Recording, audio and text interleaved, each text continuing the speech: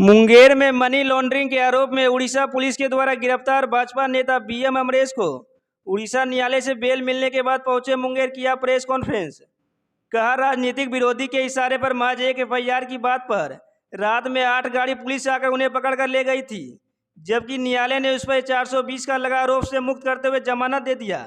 दरअसल मुंगेर में money laundering के आरोप से मुक्त होकर कोर्ट से जमानत मिलने के बाद मुंगेर के गद्दावर भाजपा प्रदेश कार्य समिति सदस्य बीएम अमरेश उड़ीसा से मुंगेर पहुंचते ही प्रेस कॉन्फ्रेंस किया और कहा कि वैश्य समाज में उनकी राजनीतिक बढ़त को देखते हुए विरोधियों ने साजिश के तहत मनी लॉन्ड्रिंग के झूठे केस में फंसाने का षड्यंत्र रचा था, लेकिन कोई शख्स नहीं मिलने के कारण कोर्ट ने उन्हें 420 के आरोप से मुक्त करते हुए तुरंत जमानत दे दिया। राजनीतिक विरोधियों को करारा जवाब देते हुए उन्होंने मीडिया के समक्ष जोरदार तरीके से कहा कि वह पहले भी भाजपा में थे, अब और मजबूती के साथ भाजपा में बने रहेंगे।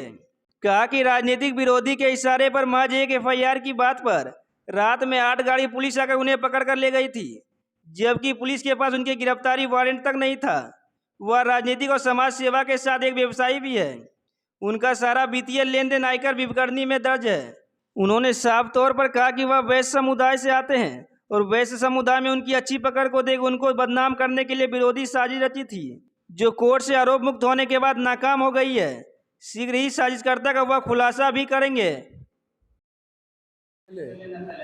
हमारे ऊपर मनी लॉन्ड्रिंग का धोखाधड़ी का आरोप लगा था, जिसको मैं पहले भी आप लोगों के बीच, आप लोगों ने जो मेरा बयान लिया था, मैं उस समय आप लोगों को पहले बता चुका हूं कि ये कोई मनी लॉन्ड्रिंग और धोखाधड़ी का मामला नहीं, ये मुझे किसी साजिश के तहत फंसाया गया है। चूँकि हम राजनीति और समाज सेवा करना मेरा ये शौक़ है। हम वैश्य जाति से हैं और मेरा मूल पेशा व्यापार है और ये हमारा वित्तीय लेन देन चलता था, चलता है और आगामी आने वाले भविष्य में भी चलता रहेगा।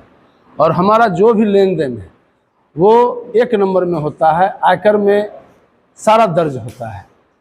तो मैं पहले भी बता चुका हूँ कि किस मामले में दोष बताना और दोष सिद्ध करना दोनों में आसमान ज़मीन का अंतर है। हम दोषी नहीं थे।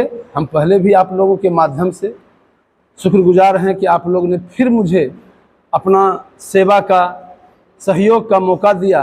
जो भरोसा हम, जितना भरोसा अपने कानून पे, न्यायालय पे किए थे, उतना भरोसा हमको देश के चौथे स्तंभ पत्रकार बंधु, मीडिया बंधु पे भी था। हम जो बोले वो सत्य हुआ। हमारा दोष मुक्त थे। हमारे ऊपर जो भी दोष राजनीतिक साजिश गढ़ा गया, जो भी बदनामी और बदनाम करने का लोग षड्यंत्र रचा, चूँकि हम वैश्य समाज से हैं, राजनीति में कहीं न कहीं बढ़ चढ़ कर, समाज सेवा में बढ़ चढ़ कर हिस्सा लेते हैं और हम जिस बिरादरी से हैं उस बिरादरी का इस कंस्टिट्यूएंसी में सबसे ज़्यादा वोट है। लोग इसी के घबराहट में आकर के हमारे कार्य को देखते हुए लोग ने जो साजिश रचा वो साजिश नाकाम हो गया और हमारे सत्यता को देखते माननीय न्यायालय ने मुझे इस केस से बरी किया, जो सारा केस झूठा। इस बिना पे उड़ीसा पुलिस बिना गिरफ्तारी वारंट के मुझको गिरफ्तार करके ले गई। ये भी मुझे मालूम नहीं था। जब हमको ट्रांजिट रिमांड पे लिया जा रहा था उस समय हमको जज साहब के थ्रू पता चला, जब उन्होंने उड़ीसा पुलिस से ये क्वेश्चन किया कि आपके पास अरेस्ट वारंट कहाँ है, तो वो लोग साइलेंट मोड में चले गए, चुप हो गए।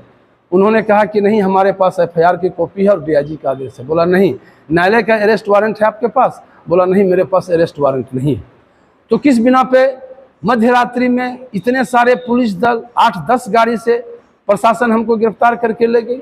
तो निश्चित तौर पे बिना गिरफ्तारी वारंट का इतने पुलिसकर्मी हमको गिरफ्तार करके ले गई, तो इसको हम षड्यंत्र और साजिश और हमारे छवि को सिर्फ धूमिल करने की योजना थी, जो न्यायालय के कारण ऊपर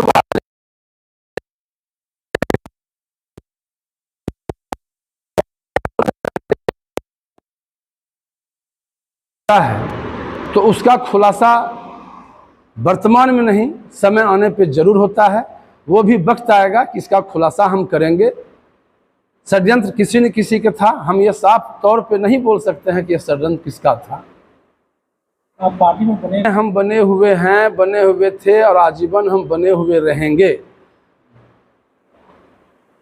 मेरे ऊपर कोई लेन देन छोड़ के, और मैं ये भी बताना चाहता हूँ आपसे, जब तक हम व्यापार करेंगे ये लेन देन का मामला चलेगा।